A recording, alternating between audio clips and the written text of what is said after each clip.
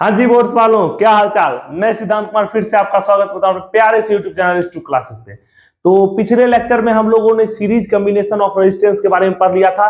आज हम लोग पढ़ेंगे parallel combination of resistance.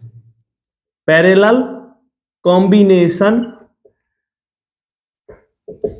Of resistance, यानी हम लोगों ने पिछले लेक्चर में पढ़ा था कि अगर सीरीज में कंबाइंड रहता है तो टोटल आर इक्विवेलेंट क्या होता है, R1 plus R2 plus R3 और सो ऑन। जितना रेजिस्टेंस रहेगा सिंपल उसको जोड़ देंगे तो क्या मिल जाएगा, आर इक्विवेलेंट मिल जाएगा। तो आज हम लोग पढ़ेंगे कि अगर रेजिस्टेंस पैरेलली कनेक्टेड है, मान के चलिए डायग्राम देखिए गौर से।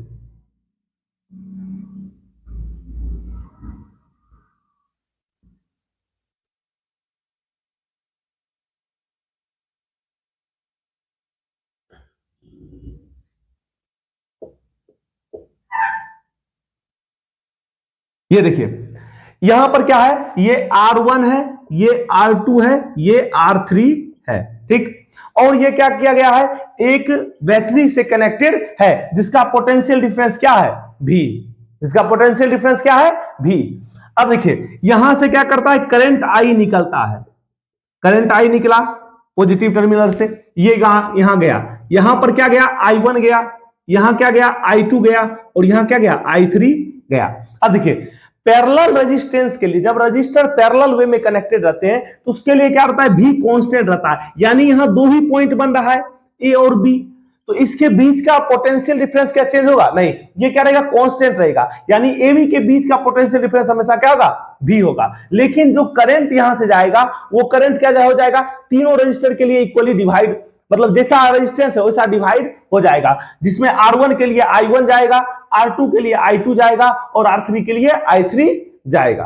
करंट क्या हो गया, वहां पर डिवाइड हो गया, जैसा रेजिस्टेंस उसको वैसा करंट मिलेगा, ठीक। तो अब हम लोग ये पूरे डायग्राम से इस लॉ को प्रूव करते हैं, पैरेलल कॉम्बिनेशन ऑफ रेजिस्टेंस को। तो सबसे पहले अगर हम बात करें तो हमारे पास क्या है, ओम्स लॉ लगाना है। तो from Ohm's law, from Ohm's law अगर हम I की बात करें, ठीक ना, तो I पूरे सर्किट के लिए क्या हो जाएगा, पूरे सर्किट के लिए I इज इक्वल टू हो जाएगा V बाय आर। I हो जाएगा V बाय आर, इसको क्वेश्चन 1 मान लेते हैं। अब हम लोग I1, I2 और I3 निकाल लेते हैं, तो V तो सबके लिए सेम रहेगा, तो I1 इज इक्वल टू क्या हो जाएगा, V बाय R1। I1 क्या हो जाएगा, V बाय R1। वहीं से I2 क्या हो जाएगा, V बाय R2।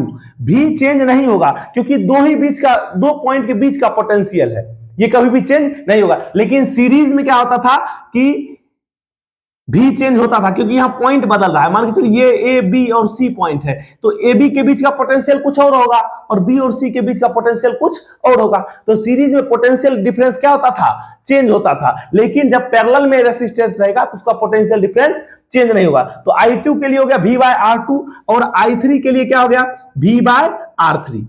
इसको मान लेते हैं क्वेश्चन नंबर 2।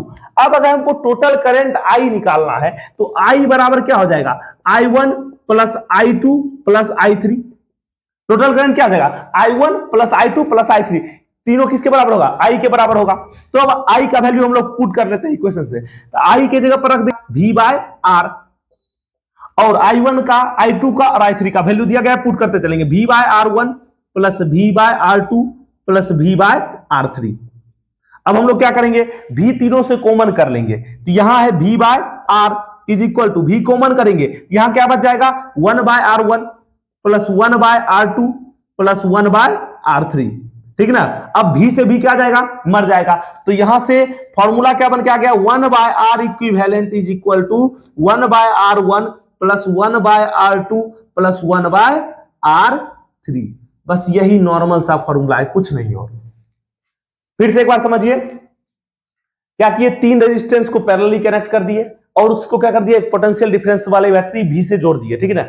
अब यहां से करंट निकला, करंट यहां पर गया, तो जब पैरेलल की बात करें तो पैरेलल में क्या होता है कि तीनों में करंट बढ़ जाएगा, लेकिन सीरीज में क्या होता है कि पोटेंशियल डिफरेंस अलग अलग होता है, करंट I फ्लो करता है, लेकिन इसमें I बटेगा और V सेम रहेगा क्योंकि दो पॉइंट के बीच का बात हो रहा है। तो यहां पर I1 चला गया R1 के पास, I2 चला गया R2 के पास और I3 चला गया R3 के पास, ठीक है ना।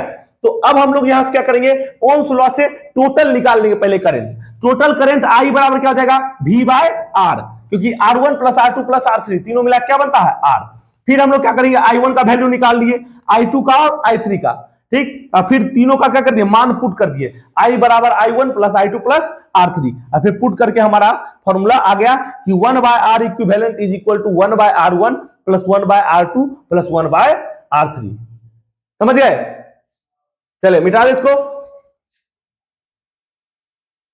अब समझिए इस पर एक क्वेश्चन कैसे बनता है, बस क्वेश्चन का कंसेप्ट रखना है दिमाग में, कैसे इस पर क्वेश्चन बनेगा।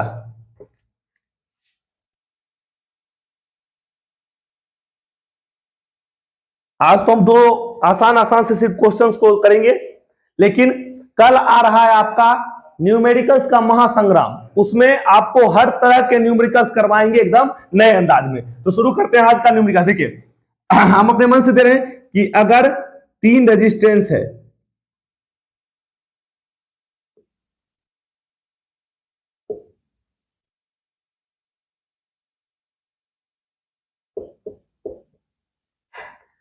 कनेक्टेड टू ए बैटरी, ये रेजिस्टेंस हो गया 10 ओम, ये 20 ओम और ये 30 ओम, ठीक ना। अब तीनों किसमें कनेक्टेड है, पैरेलली कनेक्टेड है, तीनों किसमें कनेक्टेड है, पैरेलल में। इसको हम लोग मान लेते हैं R1, R1 बराबर 10 ओम, R2 बराबर 20 ओम, R3 बराबर 30 ओम। R1 R2 R3 मान लिए, तो अब ये क्या है, पैरेलली कनेक्टेड है। तो पैरेलल कनेक्शन के लिए क्या फॉर्मूला है कि 1 by R equivalent is equal to 1 by R1 plus 1 by R2 plus 1 by R3, ठीक है ना। यानी 1 बाय R1 कितना हो गया, 1 by 10 plus 1 by 20 plus 1 by 30, तीनों का एलसीएम ले लेंगे, 10 20 30 का 6 60, एलसीएम क्या आ गया 60, यहां से आ गया 6 plus 3 plus 2 11 by 60, 1 by R is equal to 11 by 60, therefore R is equal to 60 by 11। ये क्या हो गया, ओम में, यानी इक्विवेलेंट रेजिस्टेंस कितना आ गया, 60 बाय 11। तो पैरेलल वाले क्वेश्चन को बस इतने ही आसानी से करना है। बस आज के लिए इतना ही, और मिलेंगे हम लोग अपने नेक्स्ट टॉपिक के साथ अगले वीडियो में। तब तक पढ़ाई करते रहें। All the very best.